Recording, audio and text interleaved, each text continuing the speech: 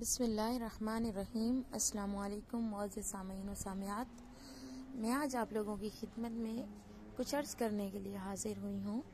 جیسا کہ آج کل ہمارا معاشرہ بہت سی پریشانیوں میں مبتلا ہے، اولاد نہ ہونا، بچوں اور بچیوں کے رشتوں کی وجہ سے پریشان ہونا، بیماریوں کی وجہ سے پریشان ہونا، تو میں آج آپ لوگوں کی خدمت میں ایک وظیفہ لے کر عرض ہوئی ہوں۔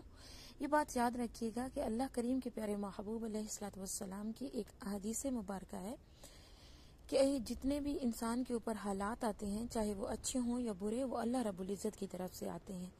تو ہمیشہ اللہ کریم کی بارگاہ میں التجا کرتے رہنا چاہیے، عرض کرتے رہنا چاہیے۔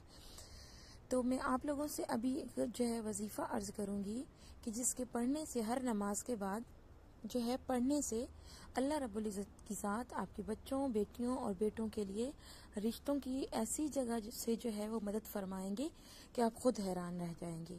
اور ان سے ایک وظیفہ یہ ہے، مطلب اللہ رب العزت کے ہی نام ہے، ایک نام ہے یا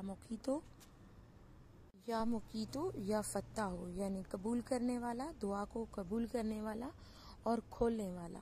تو اللہ رب العزت کی بارگاہ میں ہر نماز کے بعد 100 مرتبہ یہ وظیفہ کر لیں، چاہے وہ والدین کی طرف سے کچھ وہ کر لیں یا بچہ اور بچی خود کر لیں، تو اللہ کریم کی ذات وہ غیبی خزانوں سے مدد فرمائے گی۔